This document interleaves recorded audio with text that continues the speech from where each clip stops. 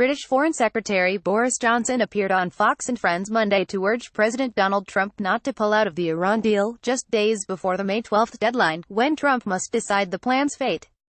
Trump has called the agreement reached in 2015 by the Obama administration the worst deal ever negotiated.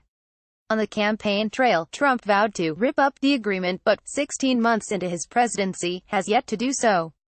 Johnson, a proponent of the deal, said Monday morning that while Trump is right to see flaws in the Iran deal, the answer is not to simply get rid of the agreement. We've got to fix the flaws in the deal. One of the most important is this sunset clause, which means that after 2025, the current deal allows Iran to go forward fast with enrichment programs which could lead to a nuclear weapon.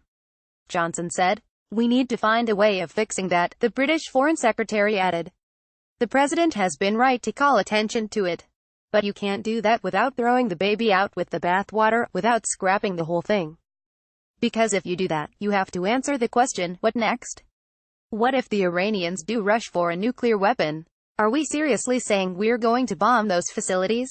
Is that really a realistic possibility, or do we work with what we've got and push back on Iran together? Johnson said. Johnson's Fox and Friends appearance was part of a much broader international media blitz during his visit to the U.S.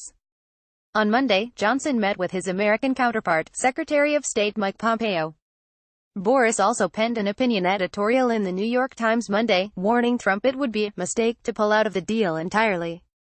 Johnson at one point sparred with Kilmeade about Iran's compliance with the deal, pushing back on the Fox News host's assertions that the agreement is founded on a false premise. Johnson further stated Trump would be deserving of a Nobel Peace Prize if he can find a way to get along with Iran, following the president's role in the historic, formal end to the Korean War.